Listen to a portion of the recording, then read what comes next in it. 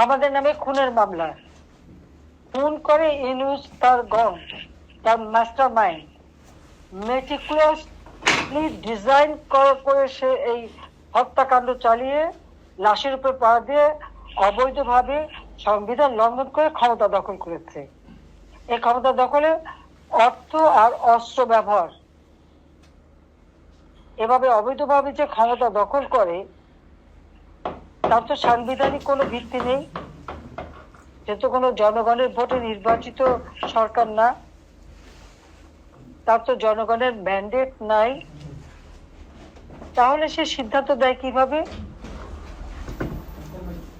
15 জুলাই থেকে যত ঘটনা ঘটেছে হত্যাকাণ্ড, তাদেরকে দায় মুক্তি দেওয়া হয়েছে। কেন? পুলিশরা কি তাদেরকে যে নির্মমভাবে হত্যা করা হয়েছে তাদেরকে বিচার পাওয়ার অধিকার নাই? তার পরিবারের বিচার পাওয়ার অধিকার নাই? শত শত সংখ্যালঘু সম্প্রদায়কে মারা হয়েছে, হত্যা করা হয়েছে, কত মেয়েদের তুলে নিয়ে যাওয়া হয়েছে, আওয়ামী লীগের নেতা কর্মীদের হত্যা করা হয়েছে, তাদের বাড়িঘর সব জ্বালিয়ে দেওয়া হয়েছে, তাদেরকে বিচার চাওয়ার কোনো অধিকার নাই? সাংবাদিকদের যে হত্যা করা হয়েছে, তাদের মামলা দেওয়া হয়েছে, তাদের উপর তাদের বিচার চাওয়ার অধিকার নাই? তাদের সব দায় মুক্তি। আচ্ছা, একটা কথা বলি, দায় মুক্তি দেওয়ার অর্থটা কি? যেহেতু তারা দোষী, যেহেতু এরা অপরাধ করেছে, সেই জন্যই তো তাদের দায় মুক্তি। মামলা করা যাবে না, বিচার করা যাবে না, গ্রেপ্তার করা যাবে না। বাহ, চমৎকার! একটা কথা মনে রাখা উচিত, 15ই আগস্ট জাতির পিতাকে হত্যার পর প্রথমে মোস্তাক, তারপর জিয়াউর রহমান ওই খুনিদেরকে দায় মুক্তি দিয়েছিল, ইনডেমনিটি দিয়েছিল।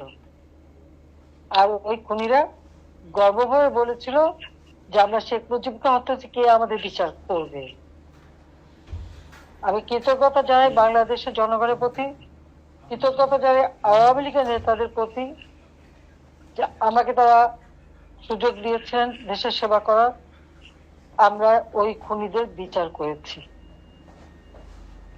71 সালে যারা মা বোনের ইজ্জত লুটেছে, গ্রামের পর গ্রাম জ্বালিয়ে দিয়েছে, যারা এদেশে গণহত্যা চালিয়েছিল, সেই গণহত্যাকারী যুদ্ধাপরাধীদেরও বিচার আমরা করেছি।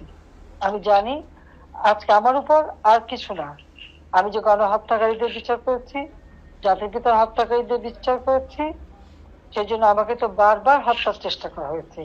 এবারেও তাদের আন্দোলন কোটা বিরোধী আন্দোলন ছিল না, এটা আন্দোলন তো ছিল আমাকে হত্যা করা এবং এই সরকারের পতন ঘটানো।